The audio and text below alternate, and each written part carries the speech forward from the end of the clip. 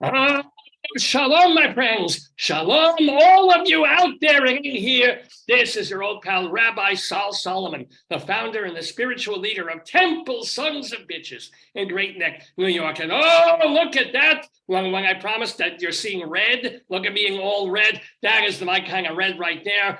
Look at the delicious, delightful, and burlesque QUINN LEMLEY, who's going to be talking with us on this program, Dave's Gone By. Let me tell you a little about QUINN LEMLEY. She is a cabaret star. Her shows include burlesque to Broadway. Woo-hoo, I want to hear about that. And also, more recently and currently, Monday night, you can go see her at the Don't Tell Mama Club in Midtown Manhattan, because she's going to be doing Rita Hayworth, The Heat Is On, a show dedicated to the music, the songs from her career and her life and career, as performed by the lovely QUINN LEMLEY. Shalom, Quinn, how you doing? Oh, Rabbi. Oh, you gotta get closer to. Oh wait, I can make you louder. Say that. Do that big again. Just. Shalom, Rabbi. My dog is getting all excited.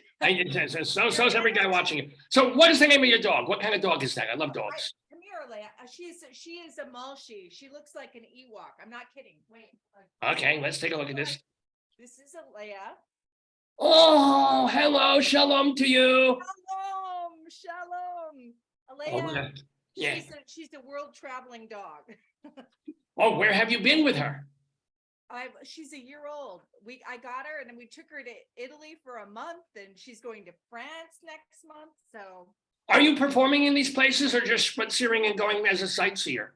I was just sightseeing, but I will perform in them. I perform in Greece a lot, and I have performed in Greece too. And getting it off my skin is just so, and I don't do it anymore. I just do sun tanning thing. But so let me ask you. Let me tell you first of all. Thank you for being with us in the neighborhood today. Thank you for having me. Oh, anytime. I would have you anytime. No, just kidding. Just tell us about The Heat Is On, because obviously we can see a resemblance with the Rita Hayworth thing. But why a cabaret show about her? We don't necessarily see her as a singer, a songstress person. So. Right. Well, her life is so fascinating, and it's not your typical cabaret show. It's actually a one-woman show. We played in performing arts centers and casinos around North America, in big theaters, and BB King's with the big band. But coming out of COVID, my husband wanted me to come back to where I started my career at Don't Tell Mama. And so it was so successful. I won the Bistro Award last year, and I got a MAC nomination. And so he wanted me to come back before we go touring in the theaters in November. So we're doing a residency of 7 shows. And we open on Monday night, the 22nd. And it's a 90-minute one-person show, and it uses the music from her films as well as from the fabric of her life. That beautiful, all that music of the golden age of Hollywood. Such as, hold on, I can't get this. What are some of the songs that you actually do? Well, I, of course, Put the Blame on Mame and Amato Mio from Gilda. But a lot of the songs that she did were from famous musicals like Pal Joey. So we do Zip, and Cover Girl, Long Ago and Far Away. I'm Old Fashioned. I do That Old Black Magic as a tribute to her husband Orson Welles. Did you know she was married to Orson Welles? I didn't know she was married. Do you tell a story about her marriage with Orson Welles in the show? Yes, we tell many, many stories. She was married to Ed Judson, Orson Welles, Prince Ali Khan, Ed Hames, and Dick Hames and James Hill.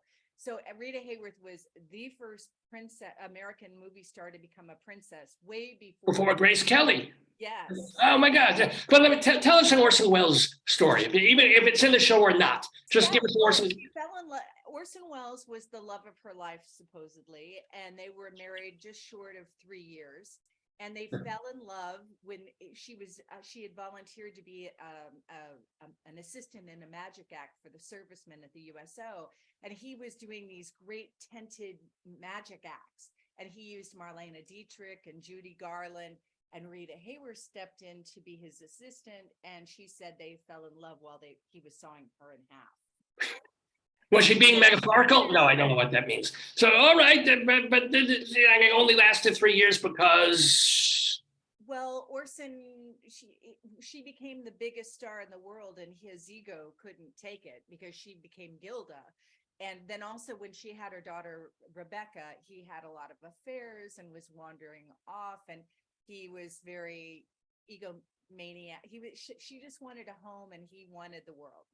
That Oh, seems to be the theme with all of her husbands. But the show is very optimistic, and it's really about the the power that she had, the strength as a woman. It's women's empowerment, and it's sexy, and it's funny, and it's heartbreaking, and it really, I even she was the first star to have Alzheimer's, and Carter Inskeep, who wrote the book, he also wrote Always Patsy Cline. oh yeah. And I mean, it's just so beautifully presented and loving and empowering and inspiring for all of us to really step in. And I'm sure, I know you just radiate juiciness of life. And that's really what this show is about no matter what comes your way, you pick yourself up and you accentuate the positive and you move forward. And But you're not Jewish, because I accentuate the negative. This is the depressing, the grim, the tragic. As a matter of fact, I'm kind of wondering how you do that latter stage of her life on stage when she's got the Alzheimer's, to go up there like that old black refrigerator that's in my foot. I mean, how do you do that? No, I give a monologue about it, and then she takes her power back and ends with put the blame on me, because she takes responsibility of the choices that she made in her life. And that, well, you can't connect those directly with, that's not fair to say this and this and this and her mistakes gave her Alzheimer's. It's going to happen. I'm not saying that at all. But at the end, where she's discovering and searching for the meaning of her life, because her character is kind of in this limbo place, and she has to discover. Aren't we all? Yes, we all are. So she has to discover the mystery of her life before she can move on to wherever that next place is. And she does. So let me ask you, since she had all these husbands, all these men, how did you meet your Bashert? You mentioned your husband. Yes. Who is he? How did you meet him? How long you been, etc., and so forth? He is amazing. His name's Paul Horton, and we met 20 years ago. Don't tell you, I met him when I was 2. So anyway, that makes him a pedophile. We don't want to go there. So maybe we'll rework your backstory on this. Yes. Yes, I'll rework that. Anyway, I was single at the time, and I was asking the universe. I was like, can I please find my soulmate? And I was also asking for like a manager that would take me from small venues into major theaters. And I did all the research, and I did all the work and preparation, and I had targeted him as a manager that I wanted. And so he finally met with me, and it all came together. I didn't know that in the universe I'd get my soulmate and best friend and my husband and my manager and producer. And we've had an incredible time together, worked together. We've produced many shows and directed many shows. And this version of this show is his idea. And unfortunately, 2 months ago, he unexpectedly passed away. So my heart has been breaking. So it's very cathartic for me to be doing this show for 7 months, and in his honor. I'm sorry, I did not know that. I'm very sorry. So wow. Nobody knew that. So I mean, people in my community. In your community, yeah. Yes. Was it an accident, or what the hell? No, he got COVID, and the COVID created sepsis within 48 hours. It was awful. So. And this was just 2 months ago, when everybody was thinking COVID was COVID. Who gives it? It's not. It's a real thing. I mean, he was autoimmune compromised, but I mean, he was only 53. A gorgeous, talented, brilliant, vibrant man. Was he? Did he start as an actor or? No. He was a drummer, and he was a composer. But his whole career, he worked with Chuck Berry and B.B. King. I mean, he worked with every major artist, you know, in the R&B world, and then in the cabaret world, he took Kerry Hoffman and put him with his Sinatra show into. Oh, yeah, yes. He's been, we've had him on the, Yeah, Kerry Hoffman, was that his name? Kerry Um, Hoffman, my yeah, Sinatra. my son, yeah, no, he's been on the, Yeah, so somehow the name is almost, but anyway, no, all right, may have been Kerry Hoffman. Yeah. Tell us, well, your husband must have told you all these stories about working with all these rock and rollers. Did he have yes, a very story? Yeah. our other dog Zoe, we had a white Shih and Chuck Berry, we got her because of Chuck Berry. He did a big commercial and we had to go I was performing on Long Island at the Tillis Center, and all of a sudden he got this huge deal, and so we got her, and then we grabbed her and took her on the road and took her to Chuck's house and did a Japanese radio commercial, and so he became her godfather. Wait, you took her, so you met Chuck Berry, yourself? Yeah. Tell us about it, because we know the stories about him being like, you know, give me the briefcase full of money first, and then I will. But what personal memory do you have aside from bringing your dog to Chuck Berry? I mean, I only spent the day with him, but he was very eccentric. And Paul, and then there was another agent at William Morris that were the only people that could deal with his craziness of changing the flights. And Paul actually took him to 2 tours of South America, and broke him into that market. And Paul just had a way of working with him. But he was like, he had his tractors on his farm in St. Louis, and this crazy recording studio that was ancient. And he like, all these Japanese executives came thinking that he was going to spend all day recording this Commercial thing, yeah. And he's so brilliant, he could knock it out in one take, of course, right? And he's eccentric but brilliant. Who else? You said you playing at BB King. You did your show at BB King. I Your played husband, at BB King, but Paul worked with BB King. right? He booked him many times. He's booked almost every R&B artist. He was at ABC before he created Century Artist Management Agency, and that's his company. And then together we produced the Ultimate Queen Celebration, which I'm still producing and directing, and I have a wonderful artist. The last artist we had was Mark Martel, who went on to do the voice of Freddie Mercury in the film Bohemian Rhapsody. Well, you mean when he sang with the singing voice? So the actor Rami Malek didn't do the boy. Okay, got it. Yeah. No, Mark did they mainly used Freddie's voice, but when they were doing like in between songs that they didn't have Freddie to sing, they used Mark. And now I've got this incredible artist, Yves Pedneau from Canada. And so we just launched him here in the United States last month. And I directed and produced it on my own without Paul, but Paul was in the house, the promoter. We did it at the Suffolk Theater, which is this gorgeous theater on Long Island. And the promoter who also used to do Patchogue Theater, we produced many shows with him together. And when all the haze and the smoke came in, he's like, Paul Horton's in the house. Because my husband was so theatrical and loved all that look of 80s rock. And I mean, the lighting, everything was just spectacular. So I'm just really proud of my artists. And we also created a David Bowie show, Rebel, The Many Lives of David Bowie, and Pink Floyd show, Pink Floyd's Dark Side of the World. Oh, I don't know. Roger Waters for me. That anti-Zionist, anti-Semite son of a bitch. Now, I'm going to all the others, but will not set foot in even a Pink Floyd-y. I won't even go to Red or Chartreuse Floyd. I won't even go near those places ever at all. Now, I don't mean to have Paul Horton dominate the company, but since did he know any other major rock or rock and roll people? He knew BB King, and he knew Dionne Warwick. I mean, he knew everybody. His uncle was Ronald Wilford. He was the CEO and president of Columbia Artists Management Agency. Oh my God, yes, yes. So,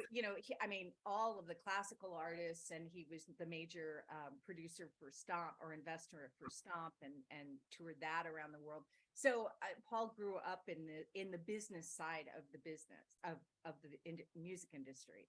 So who is the most, whether with Paul or not, I mean, they're like idols that you have met where you're like, I can't believe that I'm shaking hands with or singing with or directing or some so-and-so? Who?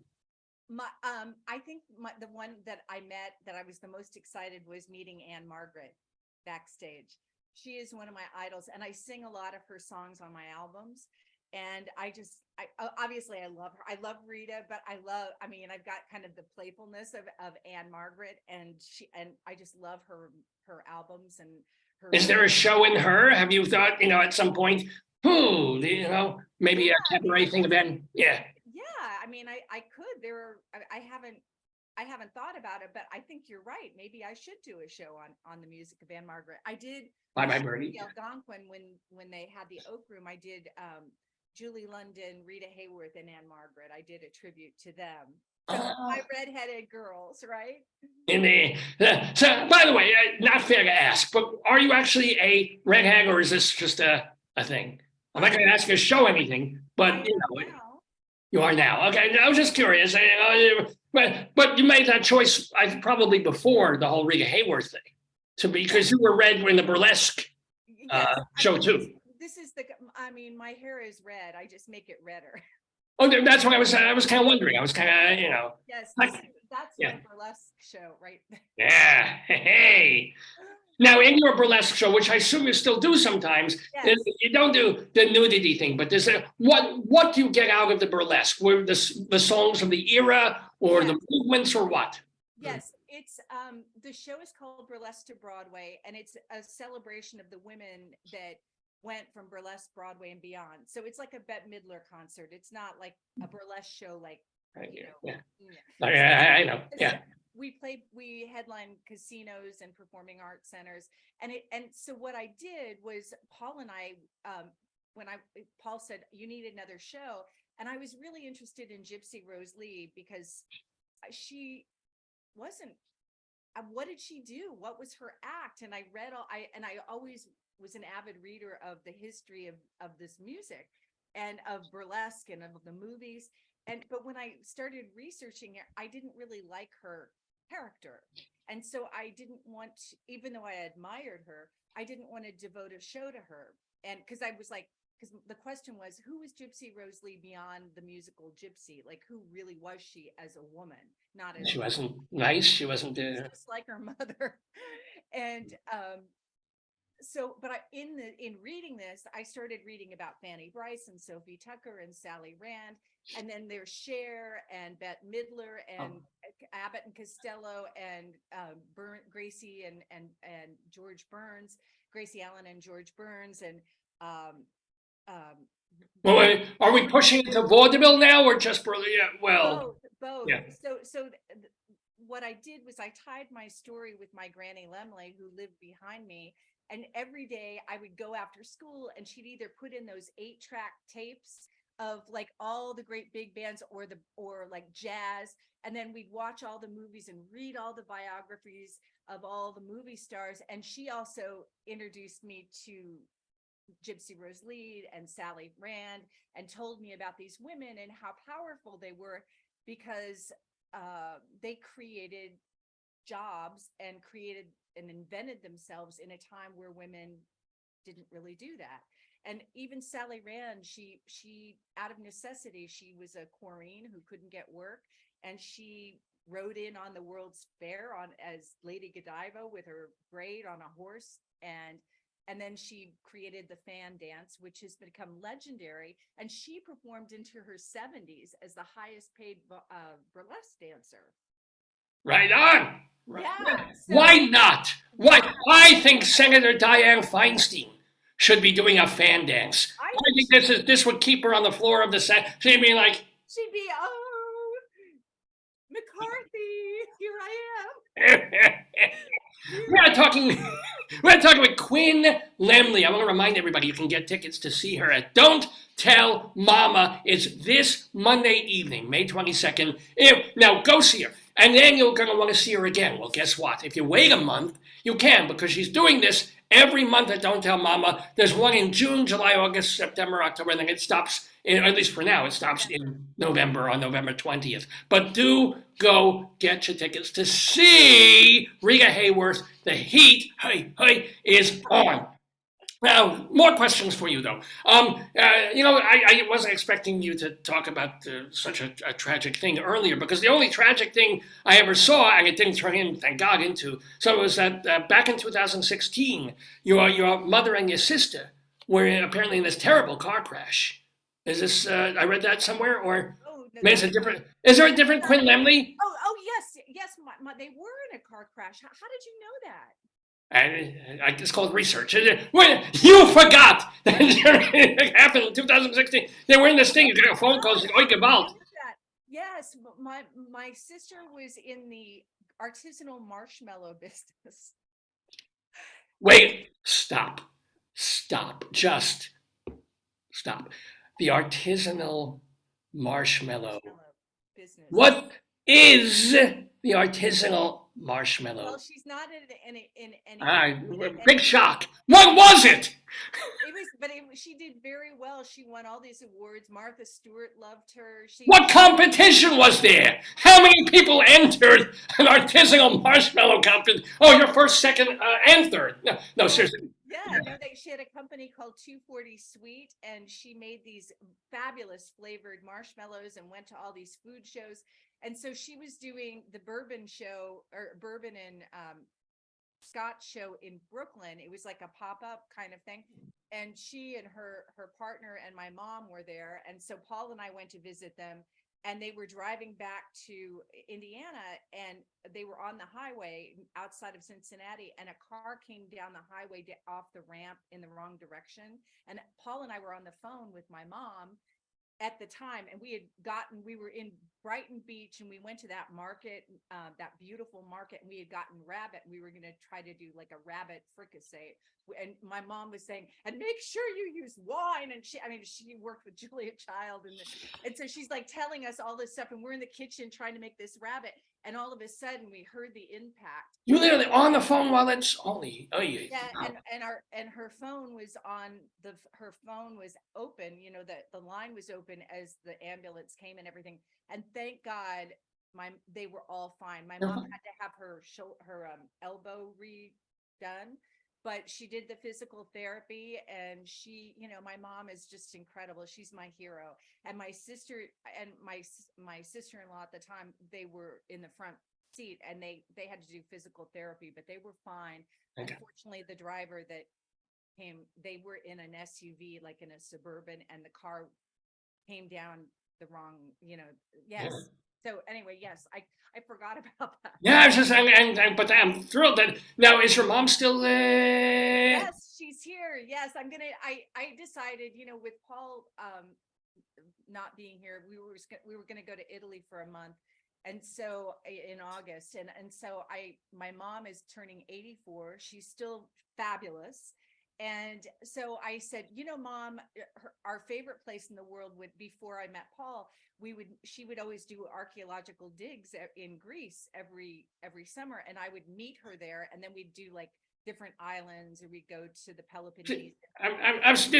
This proves to me that none of these people are Jewish. No Jew would take a vacation. What are we going to do? Oh, we're going to do hard labor. We're going to go with the ground and shovels and dig and dust things. This is what Jews want to get away from for a month. No, Goyim is like, oh boy, it's hot and sunny, it's 95 degrees. I'm schwitzing, I'm melting, I'm dying. Let's pick up shovels and move earth from one place to another. What is wrong with you people? I do not understand. And this is why they create like artisan marshmallows. But crying out loud. But yeah, please. So I said to her, I thought,